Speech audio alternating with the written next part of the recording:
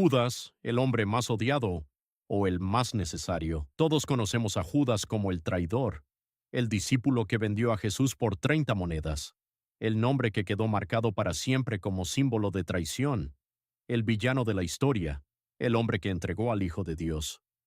Pero, ¿y si estamos viendo todo al revés? ¿Y si Judas no arruinó el plan? ¿Y si, en lugar de destruirlo todo, cumplió el papel más oscuro y más necesario de la historia? Piénsalo un momento. Si Judas no traiciona a Jesús, no hay arresto. Si no hay arresto, no hay juicio. Si no hay juicio, no hay crucifixión. Y si no hay crucifixión, no hay sacrificio. Entonces, la pregunta ya no es solo si Judas traicionó a Jesús. La verdadera pregunta es esta. ¿Judas eligió traicionar o fue la pieza que debía empujar la historia hacia el sacrificio que salvaría a la humanidad? Y aquí es donde todo se vuelve incómodo, porque Jesús sabía lo que iba a pasar. No fue sorprendido, no fue atrapado por accidente, no fue engañado como alguien que no entiende su destino. Según los relatos, Jesús habló de su muerte antes de que ocurriera, habló de su entrega, habló de su sufrimiento, como si todo ya estuviera escrito, y si ya estaba escrito, entonces alguien tenía que entregarlo, alguien tenía que cargar con el papel más odiado. Alguien tenía que hacer lo que nadie más hubiera querido hacer, y ese alguien fue Judas. Eso es lo que hace esta historia tan brutal. Judas no era un extraño, no era un enemigo lejano, no era un infiltrado cualquiera. Era uno de los 12, caminaba con Jesús, comía con él, dormía cerca de él, escuchaba sus palabras de cerca, veía sus milagros, lo miraba a los ojos.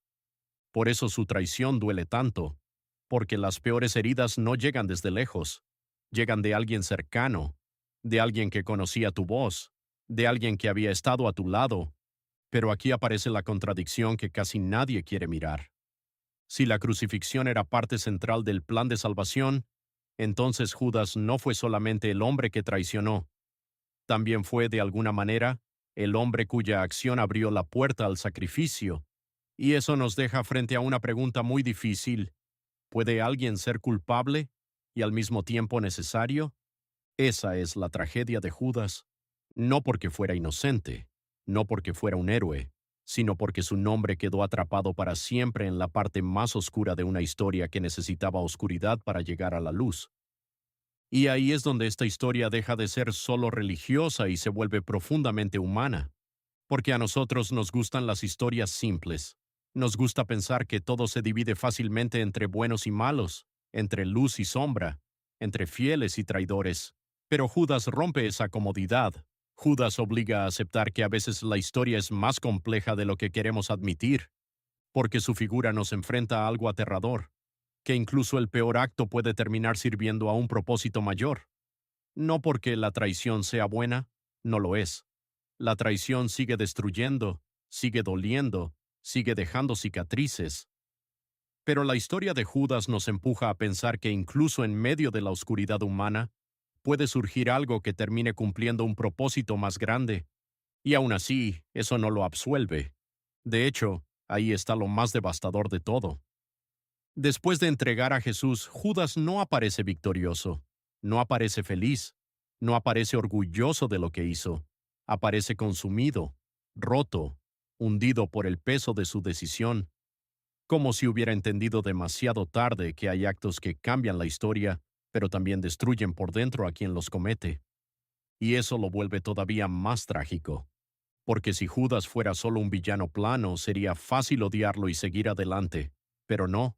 Su historia pesa tanto porque parece la historia de un hombre aplastado por el papel que jugó, un hombre que tocó el centro del destino y salió destruido.